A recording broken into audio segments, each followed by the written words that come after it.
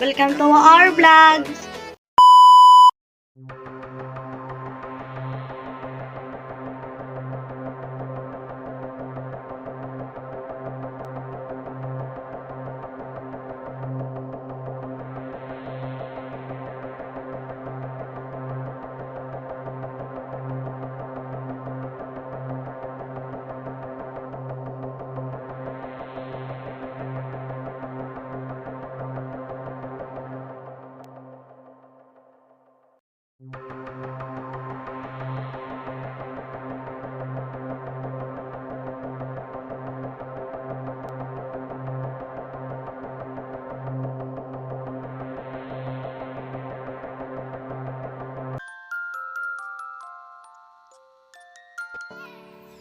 Nowadays, we experience a natural disaster, which is an earthquake.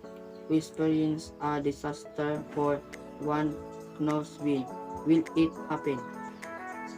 As a student, we want to share our knowledge about earthquake, things for why we experience this, how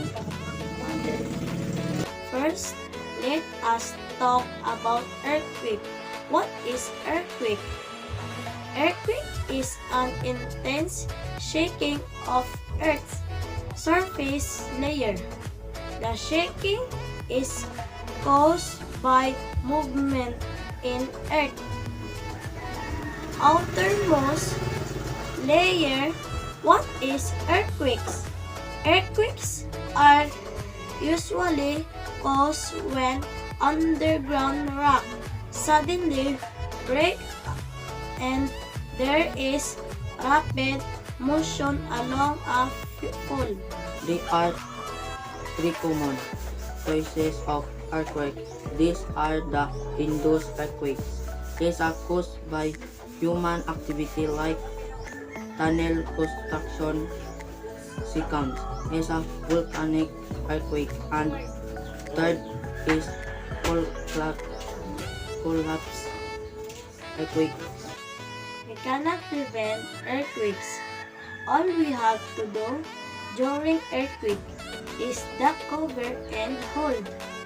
More away from buildings, utility wires, sinkhole, and fuel and gas lines. Go to an open area away from trees, telephone poles, and buildings.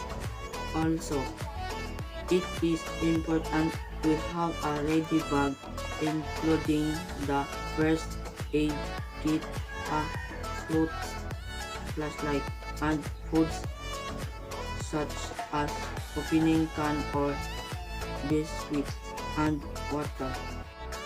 I am Raniel And I'm Justin John sa Bakahan. Thank you Thank you for for watching. watching.